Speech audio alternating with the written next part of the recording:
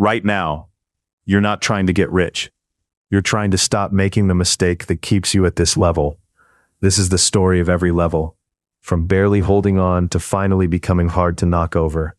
The numbers change. The fear changes with them. You have almost nothing set aside, and every bill arrives like a personal threat. This is level 1. The trap here is thinking your problem is discipline alone. The real damage comes from living with zero margin, where one flat tire can rewrite the month.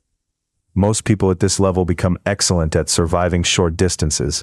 You stretch groceries, juggle due dates, memorize bank balances before opening the app. Useful skills, fragile life. The bridge upward starts when you stop treating every spare dollar as temporary and begin defending a tiny cash buffer. You have a paycheck, a budget, and just enough control to feel responsible. This is level 2. You pay on time more often. You know where the money goes. The trap is believing organized money is safe money, when your whole system still depends on one uninterrupted stream. At this level, you look better than you feel. Friends call you sensible. You still tense up when work gets quiet or hours get cut. Most people stay here because they worship neatness. The bridge is building slack. A month of breathing room changes your decisions before it changes your net worth. You have a few thousand saved now. The account finally looks real when you open it at night. This is level 3. The trap is confusing an emergency fund with immunity. You feel smarter, so you loosen up. But one job loss or rent jump can still burn through it fast. The ones who make it through this stage start respecting time. They stop asking whether the money exists and start asking how long it protects them.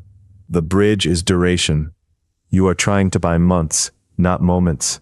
You earn more than before, maybe much more, and your life becomes smoother almost immediately. This is level 4. Better apartment, better food, better weekends. The trap is lifestyle expansion that keeps your risk exactly where it was, only dressed in cleaner clothes. Most people think higher income automatically hardens a person. It doesn't. It often raises the cost of your mistakes. Now the car payment is larger, the rent is prettier, and the habits are harder to reverse. The bridge is restraint that feels boring in public and powerful in private. At this level, your spreadsheets finally impress people. You invest, you automate, you can explain tax buckets over dinner. Still, one layoff can turn confidence into negotiations with yourself. The trap is competence theater. You know the language of money before you own enough structure to absorb a hard hit. The next move is quiet. You widen the gap between what comes in and what goes out until your life stops requiring perfect behavior every month. The ones who become durable build systems that forgive them. They stop depending on constant attention and start engineering resilience. You now have 6 months, maybe a year, tucked away between cash and stable investments. This is level 5. Bad news lands softer. The trap here is complacency. Relief can make you believe you've finished when you've only purchased recovery time. This level feels strange because the panic recedes before the identity catches up. You still flinch at expenses you can handle. You still think like someone easier to hurt.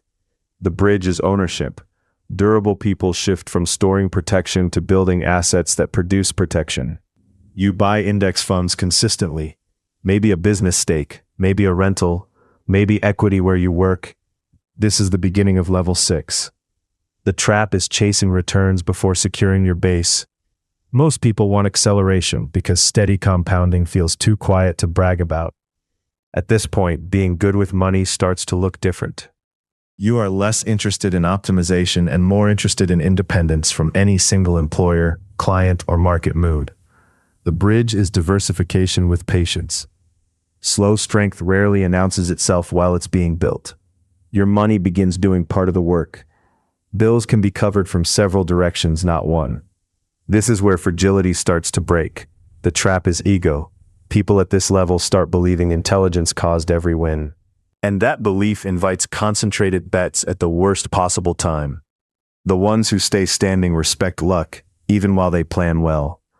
They leave room for ugly years. They hold cash when others mock it. They ensure what would be painful to replace. The bridge is humility. Wealth grows better inside a structure that expects weather. You cross into high six figures, maybe more, and the world treats you differently. The trap is mistaking visible wealth for durable wealth. If your spending rose with every gain, your life can still be expensive enough to stay dependent. At this level, you can hide weakness behind polish for a long time. Nice view, clean accounts, good salary. Inside, the machine still needs you constantly. The bridge is separating identity from income. Hard to knock over people stop performing wealth and start reducing dependence on themselves. Now your portfolio can carry real weight. A market drop hurts, but it does not threaten your rent, your food, or your future. This is level 7. The trap shifts again. You can become overexposed to preserving capital so tightly that fear starts running the strategy. Most people never imagine this problem while they're struggling upward. Yet it matters. You build safety to create freedom, not a private prison of caution. The bridge is balance. You protect the foundation while still allowing life, generosity, and selective risk to exist on top of it. From up here, the whole ladder looks different. Being good with money helped you survive the early floors.